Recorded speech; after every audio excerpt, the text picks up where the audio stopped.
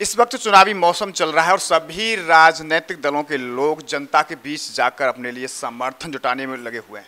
इस वक्त हमारे साथ मौजूद हैं राष्ट्रीय लोकदल की स्टार प्रचारक चारू चौधरी, जो कि आज मथुरा में हैं और अपने प्रत्याशी के समर्थन में चुनाव प्रचार में जुटी हुई हैं।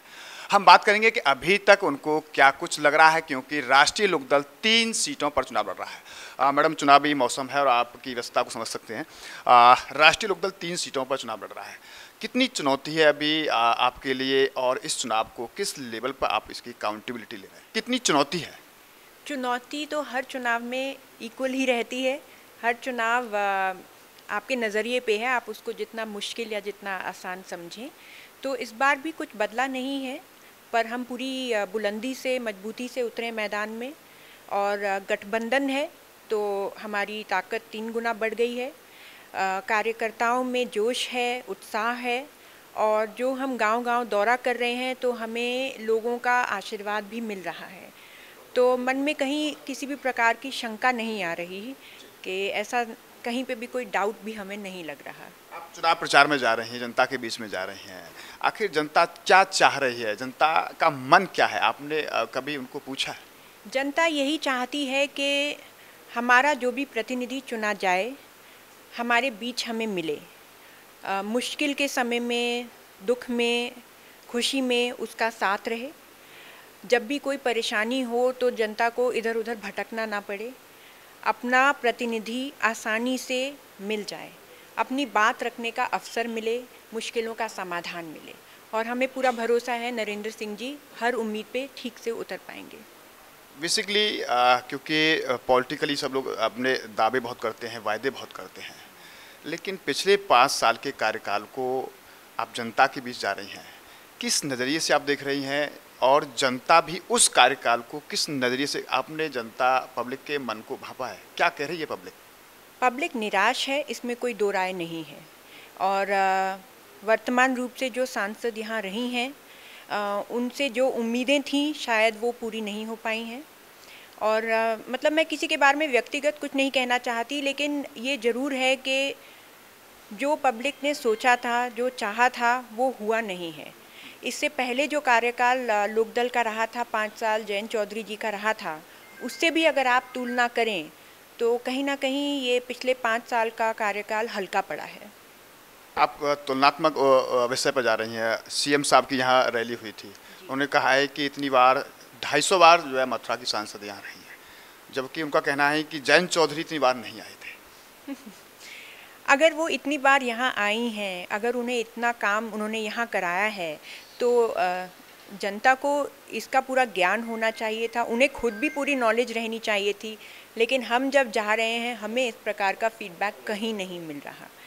और ये कहाँ की बात हुई कि मैं इतनी बार आई, मैं इतनी बार गई? आपने कहीं कोई अटेंडेंस रजिस्टर रखा? ये हेमा मालिनी नहीं कह रही हैं, सीएम साहब ने खुद अपनी सभा में कहा था कि आपका सांसद 250 बार आया है। तो सोचने की बात ये है कि सीएम साहब इस तरह की बातें क्यों कर रहे हैं? क्योंकि लोगों के बीच में ये बात उठी है कि सांसद यहाँ पूरी तरह उन्हें नहीं मिली, इसीलिए उसका डिफेंस दिया जा रहा है।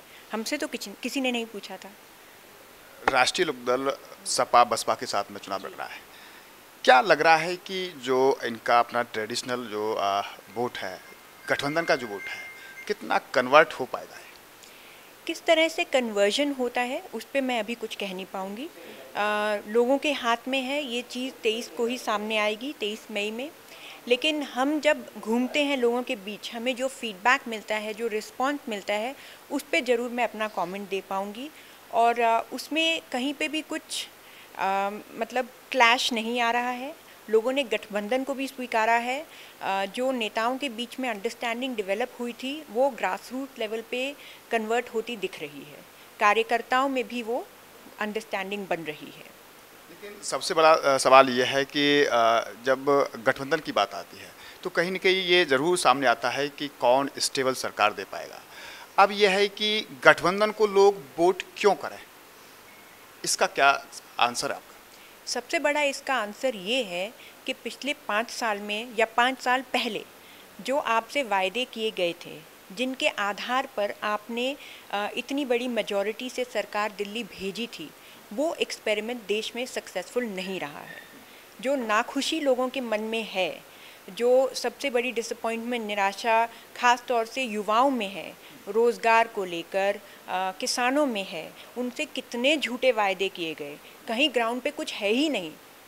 तो गठबंधन एक काबिलियत और क्या कहें, मतलब एक ऐसा विकल्प बन के सामने आ रहा है जिससे लोगों को कुछ उम्मीद है। भाजपा सरकार भ्रष्टाचार के मुद्दे पर, बेरोजगारी के मुद्दे पर, महंगाई के मुद्दे पर कितनी खरी उतरी है? कहीं पे भी खड़ी नहीं हुई है, यही तो मैं कह रही हूँ। महंगाई जोरों से बढ़ रही है।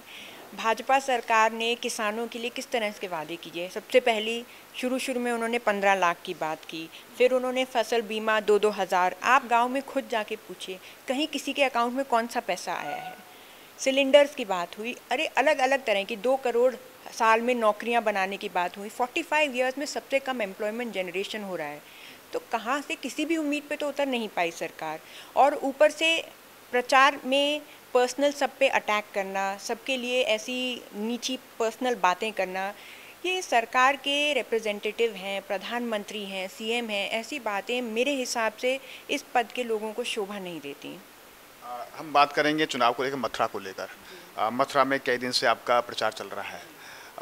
अगर मथुरा के लोगों का मन जाने, पिछले 2014 के अगर चुनाव को हम करें कि जयंत चौधरी की काफ़ी मतों से जब उस समय हार हुई थी, यानी कि हेमा मालिनी काफ़ी भारी मतों से जीती थी, क्या उस गैप को इस बार गठबंधन भर पाएगा?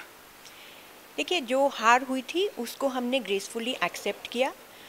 हमें ऐसा लग रहा है कि गैप जरूर पूरा होगा। बाकी हम अपना काम पूरी तरह कर रहे हैं, गांव-गांव जा रहे हैं, अपनी बात लोगों के सामने रख रहे हैं।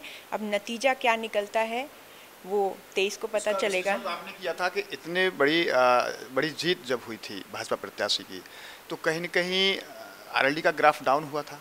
तो क्या उस ग्राफ को लेवल में कर पाएगा आरएलडी? वो वोट आरएलडी के अगेंस्ट इतना नहीं था। अगर ईमानदारी से मैं बताऊं तो वो वोट प्रो मोदी जी था। उसमें मैं आरएलडी की हार कम मानती हूँ और हेमा मालिनी जी की जीत कम मानती हूँ। वो वोट मोदी जी के पक्ष में गया था। आपने अभी इसमें कुछ छिपती नहीं है बात, देश भर में उस तरह की एक लहर थी। लेकिन आज की डेट में लोग प्रतिनिधि को देखना चाहते हैं। लोग कंपेयर कर रहे हैं कि ये भारतीय जनता पार्टी का प्रत्याशी है वर्सेस गठबंधन का प्रत्याशी। लोग देख रहे हैं कि हमारा किससे तालमेल बैठेगा, हमारे दुख सुख में कौन सामने आएगा। अब वो फीलिंग नहीं है कि जो भी सामने खड़ा कोई मतलब नहीं, वोट मोदी जी को जाएगा। उस तरह की फीलिंग अब लोगों में नहीं है। 2014 को और 19 को चुनाव को कितना आप डिफर मान रही हैं और किस लेवल पर? जमीन आसमान का फ़र्क आ चुका है। लोगों की मंशा क्या है वो धीरे धीरे साफ हो रही है। फिर भी कुछ कहना इस टाइम पे उचित नहीं है, लेकिन मेरे ख्याल से गठबंधन के चांसेस बहुत अच्छे हैं। अपनी जीत को लेकर कितने आश्वस्त हैं आप लोग?